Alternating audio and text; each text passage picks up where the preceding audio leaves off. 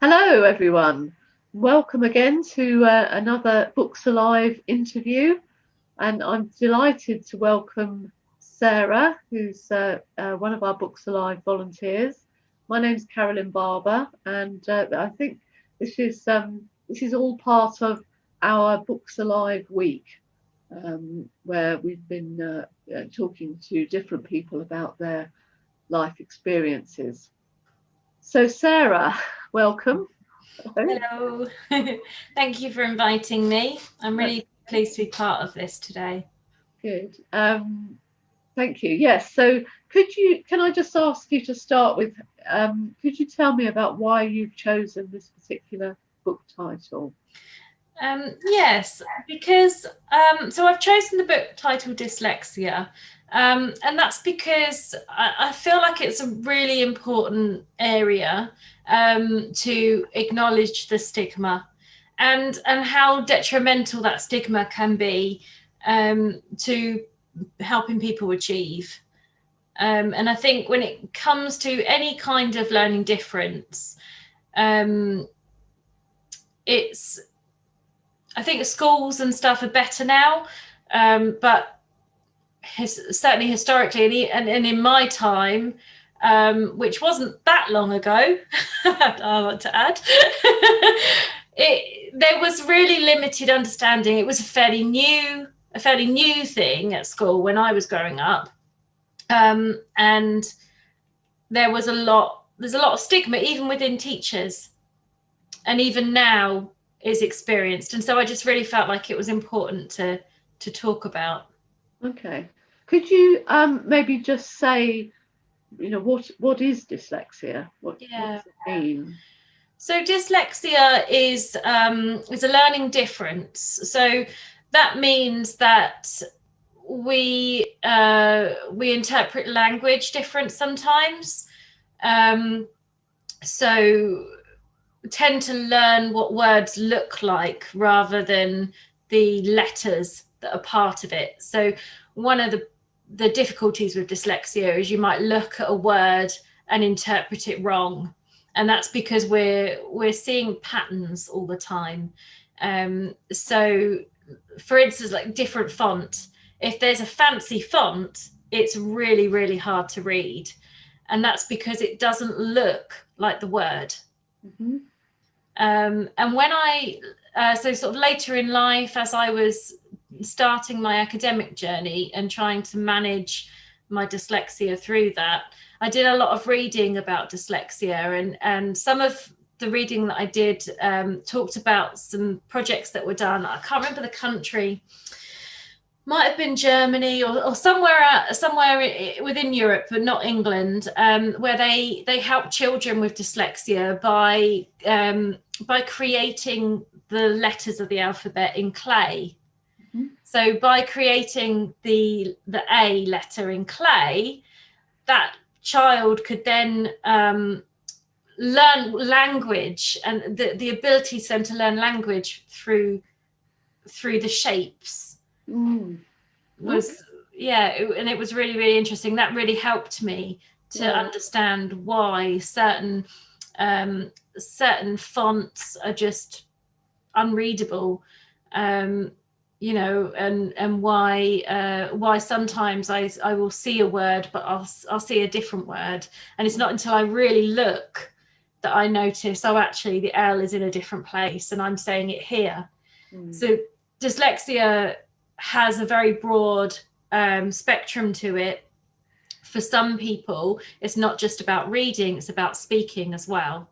Mm-hmm. And for me, in the early days, they called it an auditory mismatch or something. I don't know what they call it now, but it was that words would get muddled up in my mind. So the words exhibition and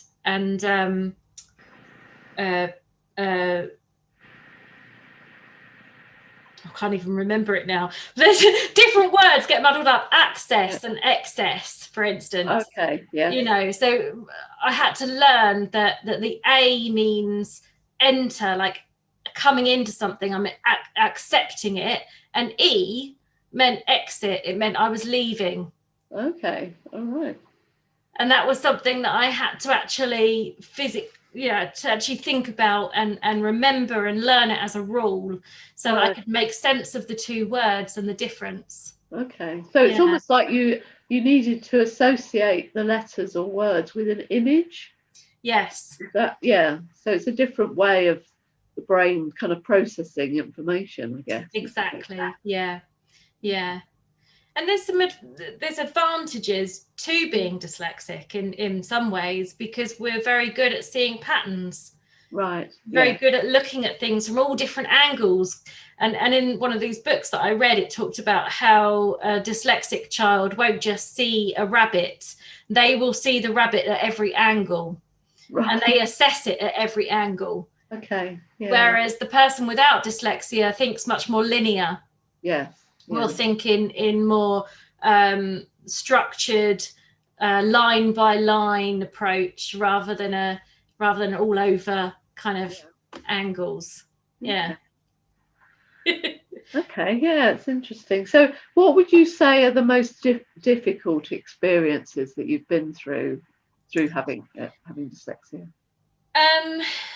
At school was really, college too. And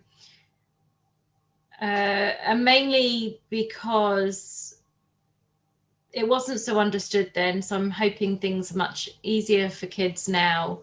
But I do remember a teacher once telling me that I wouldn't amount to anything, and actually said those words to my face. And I think the shame that comes with it, because people with dyslexia are not stupid people. We just don't make sense of things the same way. So sometimes what people say might not make sense to me. I don't understand it. Certain jokes I don't understand. I'm actually now doing comedy. I'm a bit of a comedian now, but actually there are a lot of jokes I just don't understand. It kind of adds to my style, but it's so I think the difficulties, the hard bits, is the shame. Right. Yes. And that actually blocks development, because I was so ashamed to admit that I couldn't understand, or that I didn't know why I had that word wrong, or I didn't know the meaning, or I couldn't see the difference in that word. That shame stopped me from moving forward. It stopped me from learning. And it wasn't until that point when I could swallow that and say, actually, I need to go right back to basics here. And I need to go back, and I need to learn the origin of these words, the meanings of them, to make sense of it. Right. It wasn't just going to happen naturally. For most people just learn language. It just happens. A dyslexic person has to actively understand it. Yeah. Okay. So I suppose that's you've kind of answered my next question in a way, which was what have you learned the most from your experience? But is there anything else that you'd say you've learned? I was really lucky that when I was in my 20s, I decided to go back to college to do my GCSE. So I left without any qualifications at all. I actually left school a little bit early, because at those times you could leave when you were 16, and I was 16 in the January. So I didn't even take my exams. That's how, school was bad for me. I mean, there was other reasons too. It wasn't just the dyslexia, but I left without anything. And then in my 20s, I decided that I needed to get over this, and I couldn't keep just blagging my way through life, really, because there were so many barriers where I couldn't really read and write very well. You can get to a certain point in life not reading and writing, but there comes a point when that getting by is not enough. And so so I decided to go to college, and I was very, very lucky, because at that time there was extra funding. I had the assessment, and from that assessment I got funded for one-to-one sessions, and I had an incredibly wonderful dyslexia teacher called Sue, and I don't know where she is now, but I hold everything to her, really, her and my dad. But she was amazing, because what she did for me was helped me not only get over that shame. I was in the right place to get over that shame, so that was partly timing. But what she did was she helped me to really go back and understand language, and she made it exciting, and she made it, like her passion for language influenced me. But she did it in a way that really read to me, really meant something to me as a person. And we looked at like the migration of different languages. So why the word ghost, for instance, has a H in it, comes from the Dutch. Oh, right. Yeah. When the Dutch invaded us, that's when we used that word ghost. Right. So that's when that word first came up, and it was because of the Dutch influence, why that H comes after the G, And those are things we all wonder, don't we, about the English language, really? Why is that there? Yes, exactly. And that really helped me to have that understanding that this wasn't just some mystical thing that I should just know. That there was a reason for this. And once I understood it, I could follow those rules. There's always times when the rules don't fit, and that gets me into trouble. But I just have to acknowledge that and think, okay, that's frustrating that doesn't fit that rule. But that's the way it goes. She was the one that helped me to come up with rules and understanding of like the difference between accept and accept. It's accept something, so it's E meaning out, meaning go away. Exit. Yes. And accept meaning letting in. Right. Bringing it in. I accept you. It's you're coming inward.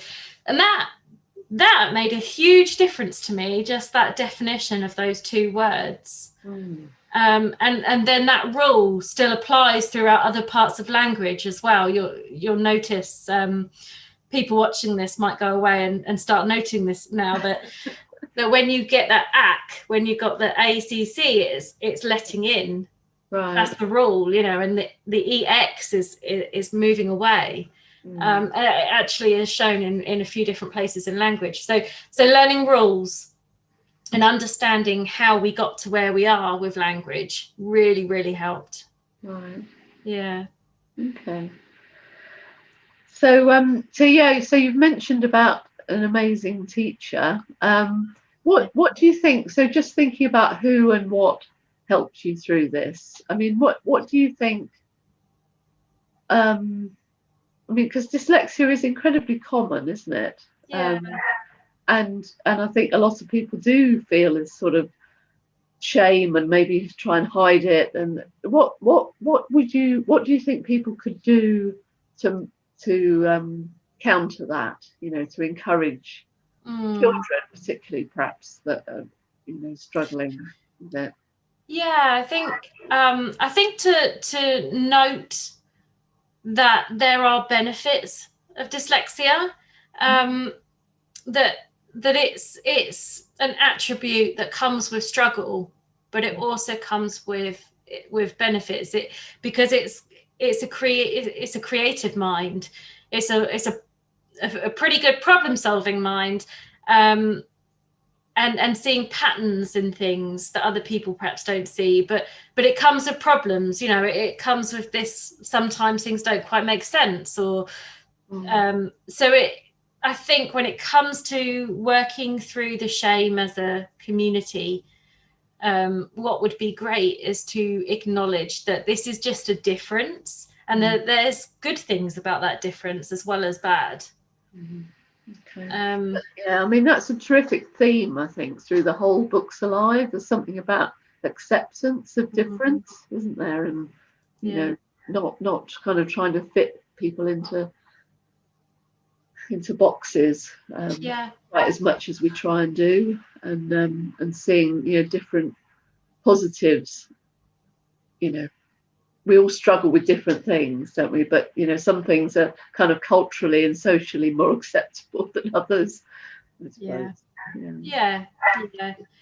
And everything in life has its positives and its negatives, doesn't it? That if you can find and acknowledge the benefits and the solutions and the rewards in something, no matter how much of a struggle, that in itself just encompasses more sense of coping and more forward thinking, rather than like shame and defect focused stuff, which doesn't help us move forward. It doesn't help us learn. And I think particularly for kids, anyone growing up with dyslexia, for us the barrier to learning is the shame. And actually, you know, I'm now sitting here with a nursing degree and a postgraduate diploma, you know, and I left school with nothing. So it's, you know, it is possible. My dyslexia isn't as bad as some. There's different degrees, but once a person can say, I just need to learn, I need to go back to basics, or I need to understand this more, the ability to achieve is there. You know, anyone can do it. It just takes determination, and it takes some facing of that shame, and that requires others to help sometimes too, you know. To have that kind of open, and also kind of valuing, like you were saying before, valuing the positive, you know, the creativity and the being able to look at things from different perspectives, and all those things are actually very valuable attributes, aren't they? Yes. But they can be overshadowed by the kind of expectations about reading and writing that are very, very dominant, really. Yeah, definitely. Yeah. Okay. Yeah. Is there anything else that you'd want to add to what maybe for someone who was going through a similar experience? I think the only thing I would add is perhaps to the people who aren't going through it, to the other people, you know, the very academic people, and to say to them that because one of the things that I notice that I face sometimes in day-to-day life is certain people who are quite proud about language. Quite often they might be teachers actually who value the English language, and they want to maintain language to be you know, a really dynamic way of communicating. You know, the people who really value it. But I think for those types of people, they tend to pull people up on not using language properly. And you see it a lot on social media, where someone will point out a spelling mistake or a grammar mistake. And what I would say to them, those people, is actually in doing that, you're not maintaining language, you're maintaining shame. And in maintaining shame, you're actually having the opposite effect to what you want to achieve. What you want is language to be used correctly. And by pointing it out to a stranger on social media, you're actually stopping them from learning. Because the shame is there. And once someone feels that they can't communicate effectively, or they feel that other people are are making belittling them, making them small for that, they're not going to try and learn. You know, so yeah, that would, so I would definitely have that message to those people who say they really value language and they find themselves sometimes being the language police. Don't. Yeah, be the support person. If you know someone, you know them well, you can say, you know, look, did you know you got that wrong, or do you want some help with that or something? That's fine. But when it's a stranger, it's doing nothing more than shaming them. To those who are going through it, I would say, don't listen to that. You know, don't just feel your heart and follow who you want to be, and go for it. Because even if you are like me and you left school with nothing, you can still go out and meet your goals and do the things you want to do. It just might take going back to basics. It might take being really vulnerable to someone who you trust, but you can do it. Yeah, and it's possible. Okay, well, thank you, Sarah. That was really interesting. Thank you so much for sharing your story. Thank you. I'll see you soon. It's really great to have this opportunity. All right, bye-bye then, everyone. Bye. Bye.